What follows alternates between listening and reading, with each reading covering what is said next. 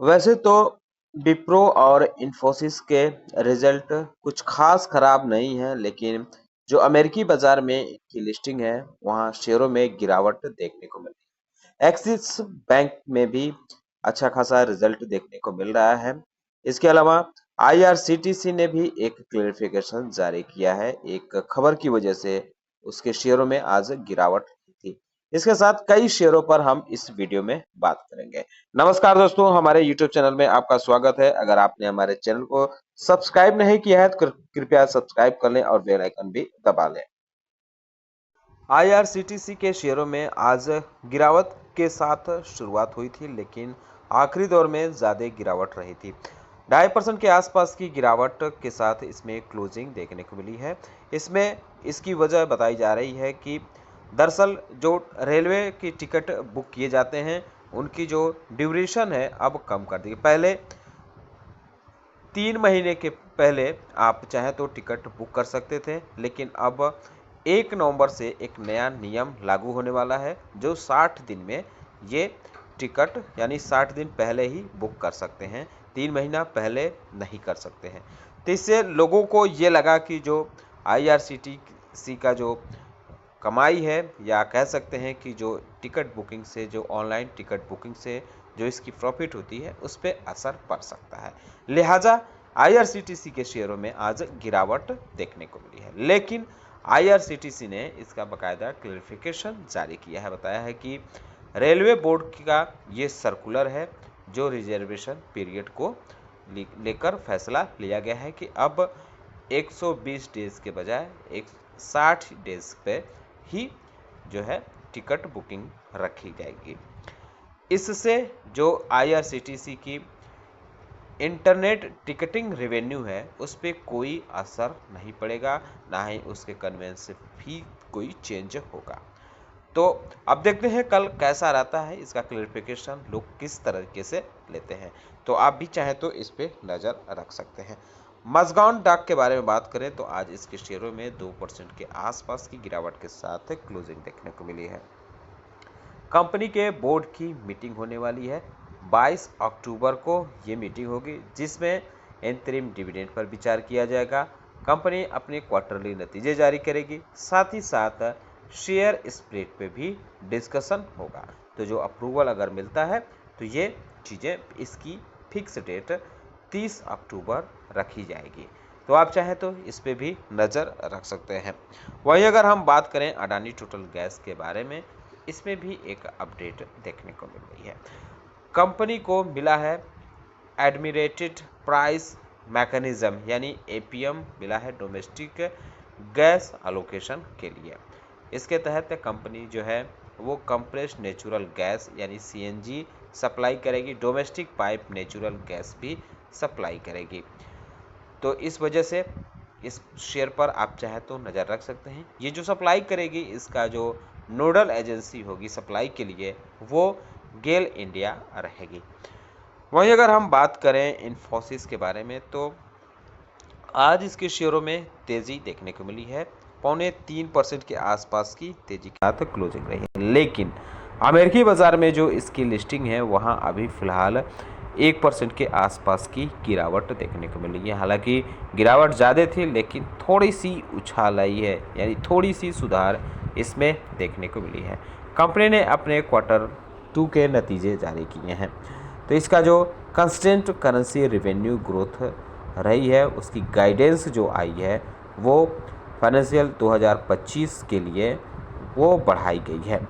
ये रखी गई है अब 3.75% से 4.5% रखी गई है, जो पहले 3 से 4% रखी गई थी।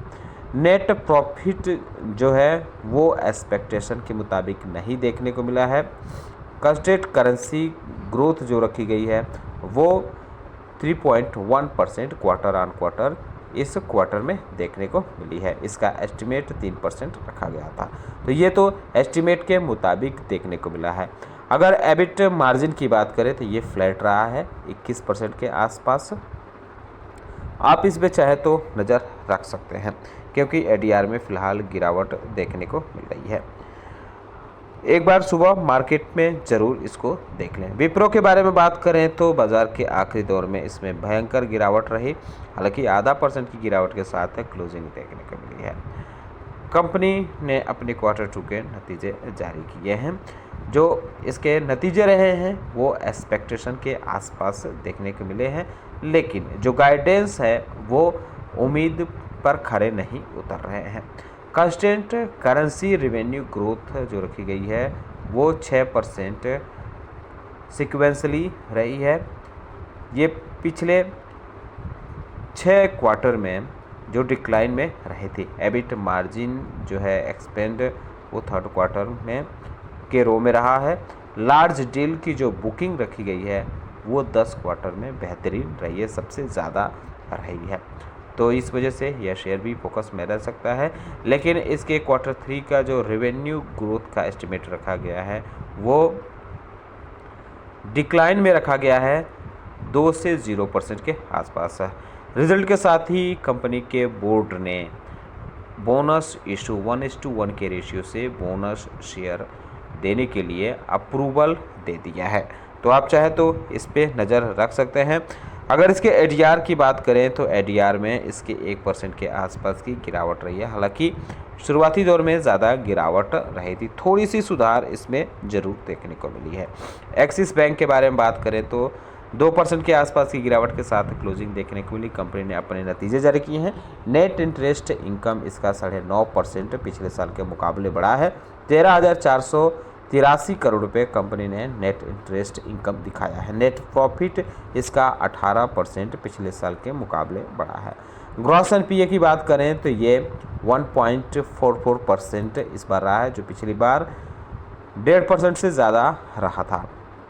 माफ़ कीजिएगा, लास्ट क्वार्टर में इसका 1.5% ग्रॉस एनपीए रहा था। नेट एनपीए के बारे में बात करें तो इसमें कोई बदलाव देखने को नहीं मिला है, ये 0.34% रहा है।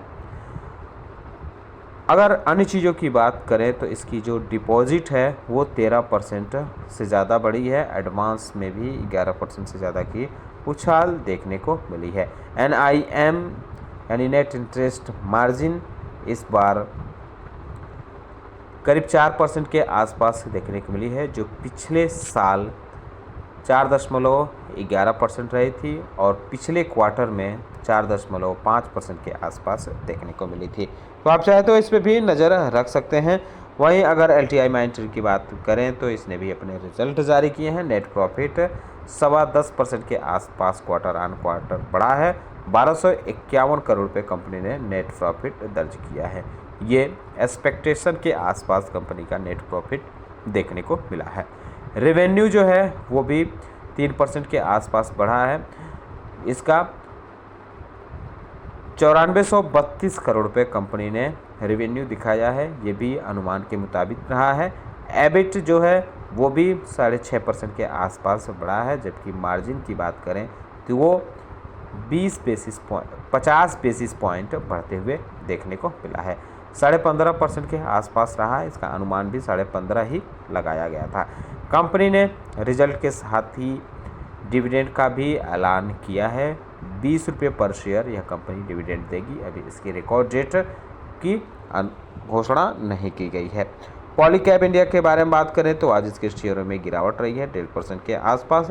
कंपनी ने अपने नतीजे जारी किए हैं। नेट प्रॉफिट 3.5% से ज़्यादा बढ़ा है। रेवेन्यू भी 30% से ज़्यादा बढ़ते हुए देखने को मिला है। एबिटा भी इसका 3.25% के आसपास बढ़ा है। एबिटा मार्जिन 11.5% रहा, जो पिछली बार यानी पिछले साल के इसी क्वार्टर में 14.4% रहा था। मैनेजमेंट ने एक्सपेक्ट किया है डिमांड मोमेंटम का कंटिन्यू रहने का। वायर और केबल बिजनेस के ग्रोथ में 23% की ग्रोथ देखने को मिली है पिछले साल के मुकाबले।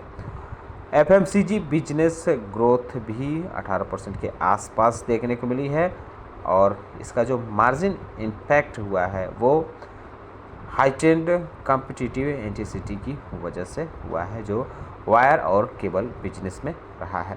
बहरहाल आप चाहे तो इस पे भी नज़र रख सकते हैं। टाटा ग्रुप की कंपनी टाटा केमिकल के बारे में बात करें तो इसमें आज 2.25% के आसपास की गिरावट के साथ क्लोजिंग देखने को मिली।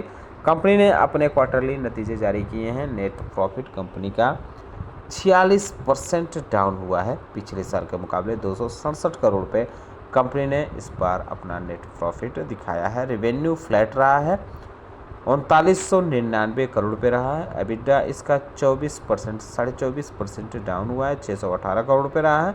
एबिडा मार्जिन जो इसकी है वो भी 500 बेसिस पॉइंट कम हुई है। पिछले साल ये 20.5% रही थी, जो इस बार 15.5% देखने को मिला है। अब अगली कंपनी के बारे में बात करते हैं, जोमेटो के बारे में। तो आप चाहे तो इस पर भी नज़र रख सकते हैं। कंपनी 22 अक्टूबर को बोर्ड मीटिंग करेगी, जिसमें फंड रेजिंग पर विचार किया जाएगा। वहीं इंद्रप्रस्थ गैस के बारे में बात करें तो आज इसके शेयरों में 3% के आसपास की गिरावट देखने को मिली। इसने डोमेस्टिक गैस अलोकेशन 21% रिवाइज्ड किया है। इससे अनुमान लगाया जा रहा है कि इसके प्रॉफिटेबिलिटी पर इम्पैक्ट इसका पड़ सकता है। वहीं अगर हम बात करें TCS के बारे में तो आज इसके शेयरों में हरियाली रही है, हालांकि मामूली हरियाली रही है। 10 रुपये पर शेयर के हिसाब से कंपनी डिविडेंड देगी। 18 अक्टूबर इसकी रिकॉर्ड डेट रहेगी, तो आप चाहे तो इस पर भी नज़र रख सकते हैं। वहीं अगर रेल विकास निगम के बारे में बात करें तो आज इसमें 1.5% के आसपास की तेज़ी देखने को मिली है। 2 बड़े प्रोजेक्ट मिले थे जिसका इम्पैक्ट पॉजिटिव देखने को मिला है। कोचिन शिपयार्ड की बात करें तो आज भी इसमें 2.25% के आसपास की गिरावट रही है। सरकार जो OFS के जरिए इसमें अपनी हिस्सेदारी बेच रही है, इसकी वजह से इसमें गिरावट देखने को मिली है। Indian renewable energy development agency की बात करें यानी एडा के बारे में बात करें तो इसमें आज 1.5% के आसपास की गिरावट के साथ क्लोजिंग देखने को मिली है। आप चाहे तो इस पर भी नज़र रख सकते हैं। तो दोस्तों उम्मीद करता हूं कि आपको हमारा वीडियो पसंद आया, कैसा लगा बताना ना भूलें। साथ ही साथ हमारे चैनल को सब्सक्राइब कर लें, बेल आइकन दबा लें। वीडियो देखने के लिए बहुत बहुत धन्यवाद।